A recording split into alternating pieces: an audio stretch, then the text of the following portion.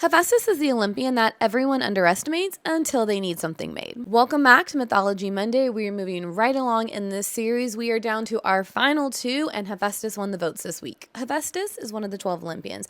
He is known as the god of fire and metalworking, craftsmanship, blacksmiths, and invention. And Hephaestus is really interesting because with all the other Olympians representing beauty and desire and power, he represents something very different: skill, labor, creation, and the ability to make something with your own hands.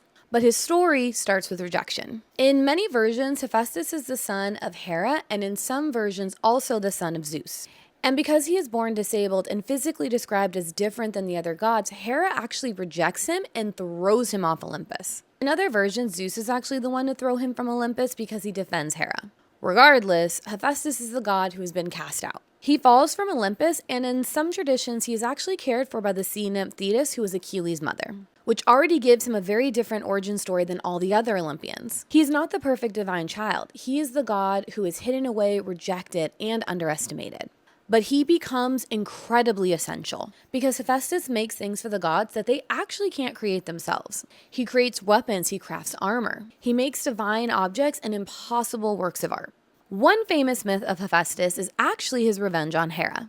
After being cast out, Hephaestus actually crafts a beautiful golden throne and gives it as a gift to Hera. But when she sits on it, she becomes trapped. None of the gods can free her because the only one who can undo his work is Hephaestus himself. And that is such an important part of his mythology. He may be mocked and underestimated, but his skills truly give him power. Hephaestus is also famously married to Aphrodite, the goddess of love. Zeus married them to stop the infighting amongst the other gods who all wanted Aphrodite's hand. But Aphrodite had an affair with Ares, god of war, and they are actually considered one of the most popular pairings in all of Greek mythology. Hephaestus may be powerful, but he's really considered an outsider even among the gods. But his importance shows up again and again. In some traditions, Hephaestus actually helped Zeus create Pandora, the first woman. And in the Iliad, Thetis actually goes to Hephaestus to make armor for Achilles. So Hephaestus actually creates the famous shield of Achilles, which is one of the most detailed and beautiful objects in ancient literature.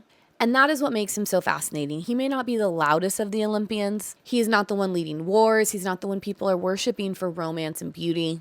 But when the gods need a weapon or a shield or any sort of divine object, Hephaestus is the one they go to. He's turned his pain into real art and necessity. And honestly, that makes him one of the most human of all of the Olympians. Would love to know what you think of Hephaestus. If you knew some of these myths, make sure to drop a comment below. And next week, we will be covering our final Olympian Zeus. So I will see you back here for the next one.